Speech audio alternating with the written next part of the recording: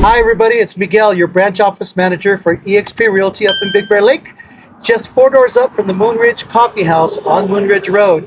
I wanted to tell you about our new channel. It's called Between the Bears. And on this channel, we're going to have various videos of the things to do in Big Bear, the attractions, our business people, but more importantly, we're going to have a lot of subjects on real estate and the right people to talk about them. We will have title companies, mortgage brokers, escrow companies, other realtors, and anything that has to do with Big Bear and those important questions that sometimes just don't get answered. So we encourage you to send us your questions in the comments below or reach out to us directly at buybigbear.net, and we will get those questions answered by the right people as quick as possible. We at eXp are hoping to bring you valuable information that you can use not just in real estate. We hope I'm bringing you things of how this mountain is and the joys of being on this mountain. As you can see, 2 different companies, Fidelity National Title and Chicago Title, Suzette Gayet, Kelsey Trujillo. So here's a question for you, which has just come up. I have a property that's listed, and it's listed both in the husband and wife's name. Unfortunately, the husband passed away 5 years ago, and he's still on title. Is that a problem? Not at all. No, that's not a problem at all. When it goes into escrow, the escrow company would just do an affidavit of death of joint tenant. Yep. They will need a copy of the original certified death certificate. Yep. And it'll just record at the close of escrow.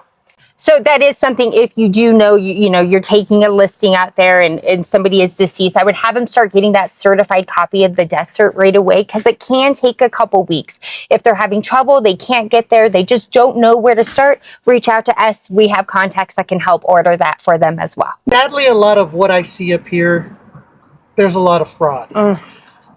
With leases, it's very hard, and I tell people all the time up here, if they want to lease something that's online, it just looks hokey, give me a call. I'll be happy to look for it and see if it's legit. But what happens when someone calls and says, I want to sell a piece of land I own?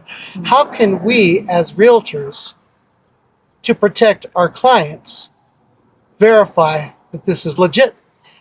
Well, this has happened a lot up here. A lot. And many times you just start going through the escrow. I mean, you can ask them for ID, but are they going to send you the real ID? I know, like title, our title officer actually called the property owner because the lot was free and clear. And then I got a text from the realtor, Suzette, did title do this? And I said, they probably did. Let me check. And I went back, they did. And I said, yes, they did, because there's so much fraud on properties that are free and clear, and title just wanted to make sure that it was the correct owner.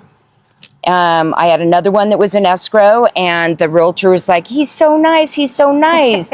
And this person happened to be out of the country. It was fraudulent. Again, the title officer wanted to talk to him, had him called title, spoke to him, said, hey, what's the wife's name?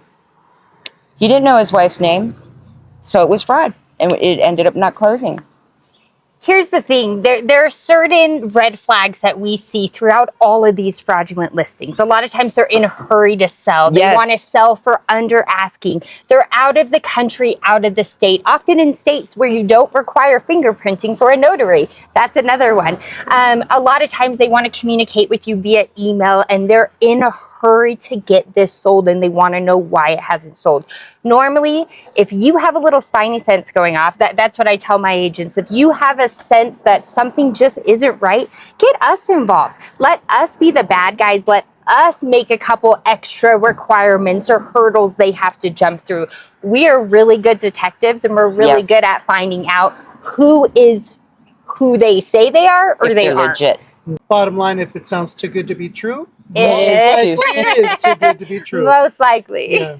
One that I'm very curious about is these radio commercials that I keep hearing about title protection and protect your property. Is that even needed if you have title insurance? Absolutely not. No, save your money. No. Yeah. I tell people all the time, do not waste your money. You are protected with title insurance for forgery or fraud. don't waste your money. Here's the thing. You can't legally give away something you don't have an interest in, right? So eventually these title production companies, they will let you know that there was something filed on your property. But guess what? The San Bernardino County Recorder does the same thing. They send you something to your house after a document is recorded on your property to confirm that you were in fact the one who did it. Yep. So it does the same thing. It doesn't do anything, doesn't add any extra level of protection to stop it from happening in the first place. It does the same thing we can all do. If you guys have any questions, you want to know if something was recently recorded on your property, you want to get it checked out, guess what? We can do the same thing. Just reach out to us. So thank you again, Suzette, Kelsey, thank you. Thank Thank you. you. Okay.